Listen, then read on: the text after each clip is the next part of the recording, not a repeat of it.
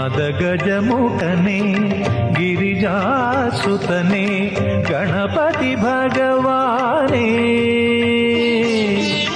മറുവുകനീയൻ അറിവിൻ പതിയായി ഹരനുടെ തിരുമകനേ ശ്രീ ഹരനുടെ തിരുമകനേ மதகஜமுகனே கிரிஜாசு வரகுண பாண்டீஸ்வரர் அருள் தரும் நித்திய கல்யாணி அம்பாள் திருக்கோவிலில் நடைபெறும் 24ஆம் ஆண்டு மாசி மகா சிவராத்திரி பெருவிழாவை முன்னிட்டு